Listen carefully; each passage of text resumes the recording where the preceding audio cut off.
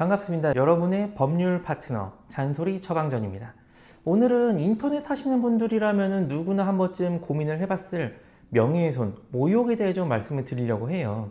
일단 명예훼손이 뭐냐? 온라인이나 오프라인 이런 거 가리지 않고 공연히 사실 아니면 허위 사실을 적시해서 다른 사람의 명예를 실추시키면 명예훼손이 돼요. 요거는 이제 일반 형법에서 규정하고 있는 명예훼손이고, 정보통신망법이라는 데가 있는데 정보통신망법에서도 명예훼손을 저지르게 되면 가중처벌을 하게 됩니다. 정보통신망이라는 이름에서 알 수 있는 것처럼 쉽게 말하면 인터넷에다 글 써가지고 명예훼손 하는 거죠. 근데 이걸 왜 가중처벌을 하느냐? 아무래도 명예를 훼손시킨다는 거는 그런 사실이나 허위 사실로 멀리 퍼져나갈수록 명예가 더 빠르게 떨어질 거잖아요. 근데 요즘 인터넷은 순식간에 퍼져나갈 수 있죠. 제가 옆집 철수한테 뭐라고 얘기하는 거는 입에서 입으로 넘어가니까 시간이 오래 걸릴 텐데, 인터넷에 글 쓴 거는 순식간에 조회수만 몇백만 찍힐 수도 있단 말이에요. 이런 위험성 때문에 좀 더 가중해서 처벌을 하게 됩니다. 여기서 중요한 거는 내가 뭔가 거짓말을 해야지만 처벌받는다고 생각하시는 분들이 있는데 아니에요. 팩트를 얘기해도 요거는 처벌이 될 수 있어요. 요거에 대해서는 제가 뒤에서 다시 한번 말씀드릴 거고요. 그리고 가끔 보면은 이제 명예훼손이랑 모욕을 구분하기 힘들어하는 분들이 있어요. 간략하게 말씀드리자면은 명예훼손은 사실을 적시하는 겁니다. 사실이 뭐냐? 뭐 예를 들어서 박성민은 이웃남이다. 아니면은 박성민은 예전에 변호사 시험을 볼 때 컨닝을 했다. 이거는 팩트인지 팩트가 아닌지 명확하게 나눠지는 거죠.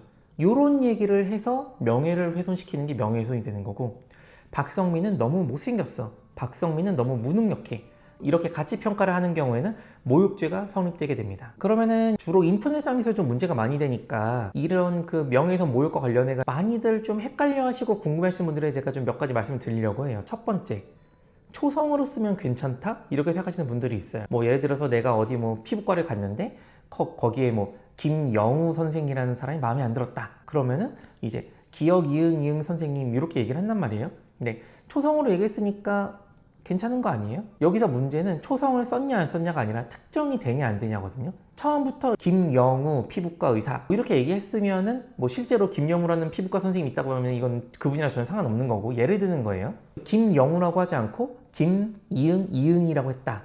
요것만으로는 사실 알 수가 없죠. 근데 뭐 신사역 몇 번 출구 무슨 건물에 뭐 핑크색 간판돼 있는 거기에 기억 이응 의사가 너무 별로다 이렇게 써버리면은 사실 초성을 썼어도 그 사람이 누군지 그 글 내용을 종합해 가지고 알 수가 있잖아요. 이런 특정이 됐다고 보거든요. 그렇기 때문에 이런 경우에는 명예훼손이나 모욕이 될 수 있습니다. 두 번째, 또 어디서 뭐 글을 보셨는지 공익적인 목적으로 글을 쓰면은 괜찮다 이렇게 생각하시는 분들이 있어요. 뭐 어느 정도 맞는 말이긴 한데, 처음에 글을 쓸 때 이 글은 공익적인 목적으로 쓰여진 글입니다 이렇게 시작하시는 분들이 있어요. 될까요? 당연히 안 됩니다. 내가 이제 이 글이 정말 공익적인 목적인지 아닌지는 그거를 종합적으로 읽어봐서 내용을 보고 판사가 판단을 하는 거지, 내가 공익적인 목적입니다 라고 얘기한다고 해서 되는 게 아니에요. 그렇기 때문에 실제로 뭐 제목에는 이 글은 공익적인 목적으로 쓰여지면서 썼는데 밑에다가 뭐 김땡땡 뭐 나쁜 놈의 새끼 뭐 이러면서 김땡땡 너 못생겼어, 겨털도 있어 뭐 이렇게 쓰면은 이게 공익적인 목적이 전혀 아니죠. 그리고 아까 잠깐 말씀드렸는데 나는 팩트를 썼다 그러니까 괜찮다 이렇게 생각하시는 분들이 있어요. 아까 말씀드렸죠. 우리나라 명예훼손은 두 가지를 다 처벌하고 있어요. 사실을 적시해도 처벌할 수 있고 허위 사실을 적시해도 처벌이 됩니다. 물론 허위 사실, 거짓말을 하는 경우가 더 강하게 처벌되긴 하는데, 사실을 얘기한다고 하더라도 이게 그 사람의 명예를 실추시키면 명예훼손이 될 수가 있어요. 예를 들어서 박성민이 의사 국가고시를 볼 때 컨닝을 해서 한 번 떨어졌었다.